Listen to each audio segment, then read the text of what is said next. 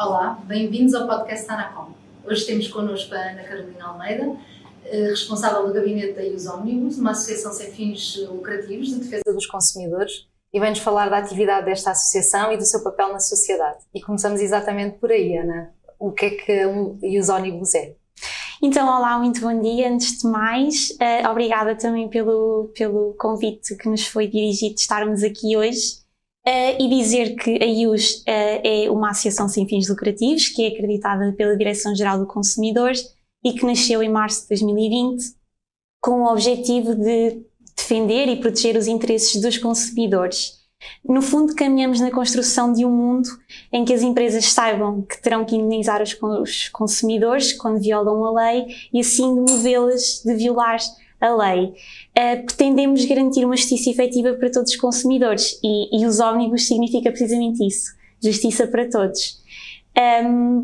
Contamos atualmente com associados cidadãos de vários Estados-membros da União Europeia e de Estados terceiros residentes na União Europeia, e também a nossa equipa é constituída por académicos e profissionais provenientes de vários cantos do país e da Europa. E como é que a IUS Omnibus concretiza esta tarefa de defender os consumidores? Então, um dos nossos grandes pilares de atuação é a defesa dos interesses dos consumidores através da promoção de ações populares que visam repor a legalidade e a devida compensação dos consumidores por danos causados por condutas ilícitas. E, além disso, participamos em processos de consultas públicas junto de entidades reguladoras nacionais, como é a Anacom. Colaboramos com entidades públicas e estamos sempre abertos à criação de sinergias com outras associações, nomeadamente associações de defesa dos consumidores. Além disso, também tomamos parte em iniciativas de promoção dos direitos dos consumidores, como é exemplo este podcast. A IUS tem também já um conjunto de ações populares intentadas, 11 ações populares, e temos também a correr um conjunto de ações populares no âmbito do livro de reclamações eletrónico. No fundo, a IUS identificou algumas empresas que não adquiriram e não disponibilizam um livro de reclamações eletrónico aos consumidores portugueses, impedindo-os de apresentar uma reclamação nos termos da lei. Isto leva a que o conhecimento das queixas por parte das autoridades fiscalizadoras competentes seja dificultado ou até mesmo impossibilitado, e abre a porta a que empresas que vendem bens e prestam serviços online escapem ao controlo das entidades públicas fiscalizadoras. E, no fim, é a proteção dos consumidores que fica fragilizada e comprometida. Ao contrário da maioria das ações populares, estas ações não visam a atribuição de uma indenização aos consumidores, mas garantir que as empresas cumprem com a sua obrigação de disponibilizar um livro de reclamações eletrónico. Dizer também que a IUS já soma um grande sucesso na luta pelos direitos dos consumidores. No passado mês de novembro chegou a acordo com a Associação Nacional de Topógrafos. A Associação Nacional de Topógrafos reconheceu que violou a lei e aceitou indenizar os consumidores num montante de 5% dos serviços pagos por serviços de topografia, e, portanto, estamos aqui perante um exemplo louvável de boa assunção da responsabilidade e de compensação dos consumidores. Ana, nestas ações populares representam-se todos os consumidores no mercado. Como é que é possível fazer isso? Então, em Portugal vigora o sistema de opt-out, o que significa que os consumidores estão automaticamente representados. Se não quiserem ser representados, terão de exercer o direito de opt-out. Isto significa que não têm que fazer nada se a IUS ganhar a ação, apenas terão de contactar a entidade designada pelo tribunal no final do processo e no fundo, é exatamente isso que terão de fazer.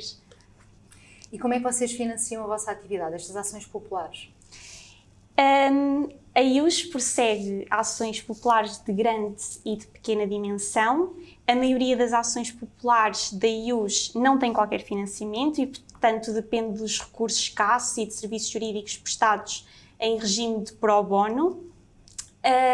Depois, entre os vários modos de financiamento possíveis, o financiamento contencioso, que é conhecido como litigation funding, é a forma mais eficaz de levar a cabo grandes ações judiciais. Estamos a falar de ações que envolvem investimentos de centenas de milhares de euros, depois envolvem a contratação de advogados, economistas, consultores especializados, pela elevada especificidade das matérias, e também, claro, não nos podemos esquecer que do outro lado estão empresas com recursos muitas vezes infindáveis e, portanto, não recorrendo ao financiamento seria impossível ganhar este tipo de ações. E é precisamente pela falta de recursos das associações de defesa dos consumidores que a ação popular contra grandes empresas em Portugal não tem sido tão utilizado como seria desejável, e o financiamento contencioso vem solucionar este problema. E quem é que são os vossos financiadores? Então, estes financiadores são entidades passivas, não interferem e aceitam todo o risco. Portanto, ao início, avaliam a probabilidade de sucesso da causa e só investem em causas, em ações que considerem sólidas. E, portanto, suportam todos os custos e só são remunerados e só recuperam o seu investimento se a IUS ganhar a ação e apenas e se na medida em que tal for autorizado pelo Tribunal. É importante salientar que nunca existirá qualquer custo para os consumidores e estes receberão 100% da indenização a que têm direito. O montante que sobrar das indenizações também será para pagar aos financiadores nos termos que o Tribunal considere justos e adequados. Se este modo de financiamento vier a vingar, podemos estar perante uma revolução na luta pelos direitos dos consumidores. Então, fazendo aqui o processo, os tribunais decidem a favor dos consumidores nestas ações populares, eles podem pedir a sua parte da indenização, e o que é que acontece no fundo ao valor que possa sobrar, porque os consumidores podem não ir pedir todo o valor que foi atribuído pelo Tribunal? Sim, então, se a IUS ganhar alguma destas ações e a parte da indenização que não for solicitada pelos consumidores e não for necessária para fazer face aos custos da autora, neste caso da IUS, será entregue ao Ministério da Justiça para promover o acesso à justiça e a futuras ações populares, e a médio prazo isto poderá criar uma nova forma de financiamento para promover a defesa dos interesses e direitos dos consumidores. Ana, para terminar, pedia o vosso conselho para os consumidores.